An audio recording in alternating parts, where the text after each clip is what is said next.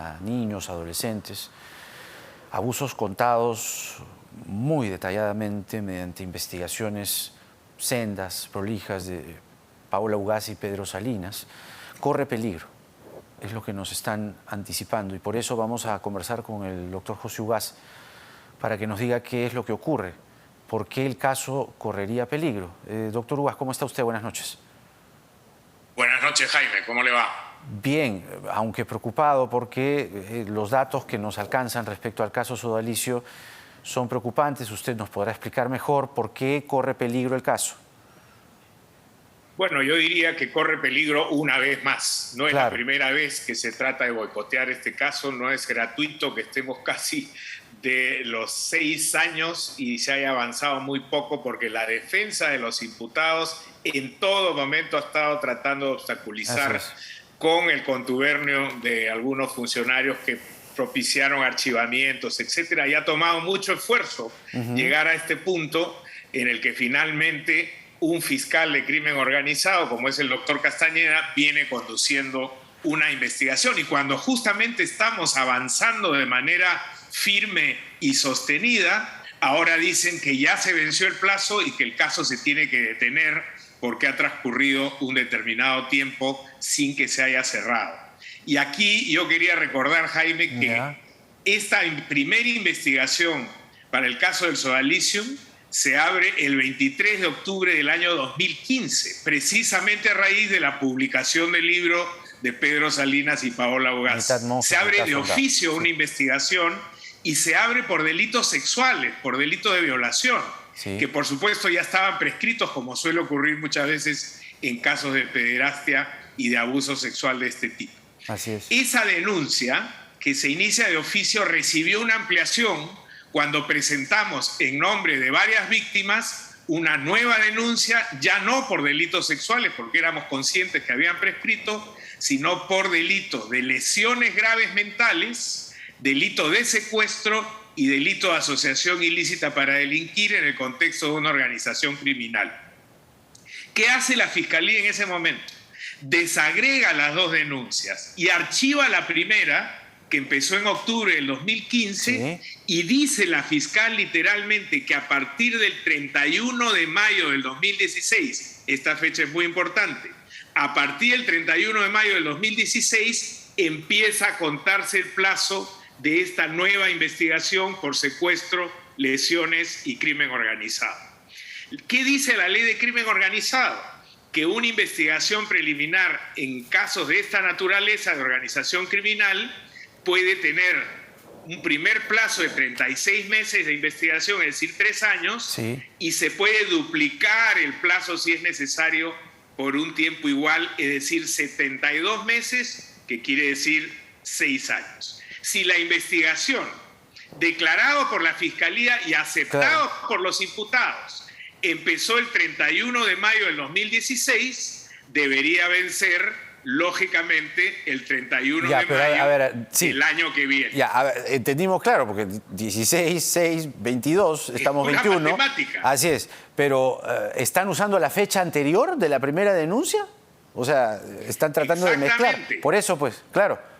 Bueno, esto va al juez Concepción Carhuancho, quien dice además que no corre el plazo que ellos quieren, sino que hay que descontar el tiempo que la investigación estuvo paralizada por la pandemia, porque interpusieron una serie de quejas, porque hubo una serie de maniobras dilatorias que prolongaron esto. Pero el juez Carhuancho tampoco toma la fecha del 31 de mayo del 2016, por eso apelamos. Todos apelamos y nos fuimos a una corte, que es la primera sala de crimen organizado que preside una doctora de apellido Condori, Porfiria Condori. Y la integran los magistrados Carcausto y Sologuren y un fiscal superior que se llama Carlos Matamoros. De pronto, en la audiencia ocurren dos cosas muy graves desde nuestro punto de vista. En primer lugar, se nos impide participar como abogados de las víctimas. ¿Por qué? ¿Cuál era el argumento? ¿Cuál era el argumento? Diciendo que las víctimas no pueden participar en la investigación preliminar, cuando el artículo 94 del Código Procesal dice que el agraviado es aquel que sufre directamente el daño o el perjuicio del delito.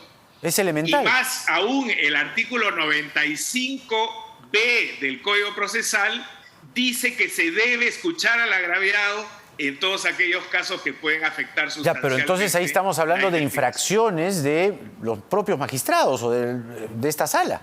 Claramente los magistrados han dicho, ustedes no pueden participar, solo vamos a escuchar a los abogados del Sodalicium, que en este caso, curiosamente, reciben el respaldo del fiscal superior que dice, no, esta investigación no empezó el 31 de mayo del 2016, sino se van a la primera fecha de una investigación que ya está archivada cuando la Fiscalía dijo que el plazo de cómputo es mayo del 2016 y por lo tanto esta investigación debe continuar en su fase preliminar hasta el 31 de mayo del 2022. Y ahí estamos. Se ha suspendido la audiencia para que la sala tome una decisión sin haber escuchado la posición nuestra, que es la posición de las víctimas, que son además quienes han presentado la denuncia y quienes han sufrido el grave perjuicio que estos personajes les han causado. Pero en estos casos, doctor Ugaz, ¿qué es lo que procede? Si hay una sala que no quiere o se ha tomado la atribución de no escuchar, que las víctimas no testifiquen, ¿quién los escucha entonces? Bueno, la víctima en el proceso penal, y esta es una discusión mayor, no lo voy a aburrir con este tecnicismo, pero hace tiempo venimos señalando que el proceso penal peruano no está diseñado para atender a la víctima, está diseñado para atender al imputado, rodearlo de garantías, lo cual está muy bien, por supuesto, no vamos a hacer nosotros. Es una parte, pues, eso. Claro. Pero hay una asimetría con la víctima, que es la que sufre el delito. ¿Cómo no se le va a escuchar en un tema tan importante como este, que va a decidir si cierran la investigación hoy día, porque además octubre del 2021 ya pasó, si la sala le da la razón al Sodalicium, se acabó la investigación preliminar y van a obligar al fiscal Castañeda, contramarcha y a fuerza, a generar un pronunciamiento sin haber terminado de actar las pruebas. Ojo, que esto ocurre curiosamente en un momento en el que la investigación pega un giro y se está investigando los delitos patrimoniales del Sodalicium, en lo que Paola Ugaz ha venido teniendo un rol protagónico y una investigación muy importante. Qué curioso que cuando estamos ya en un punto en el que se han acreditado las lesiones mentales, se ha acreditado el secuestro mental y estamos avanzando en el aspecto económico que ya toca intereses millonarios de los investigados, entre ellos el sacerdote Bertel y otros altos dirigentes del Sodalicium, de pronto se afanan en cuestionar un plazo que ellos aceptaron en su origen porque nunca se opusieron a aquella decisión fiscal que dijo esto se empieza a computar desde el 31 de mayo del 2016. Bueno, muy grave lo que nos acaba de decir el abogado José Ugaz y vamos a estar sumamente atentos a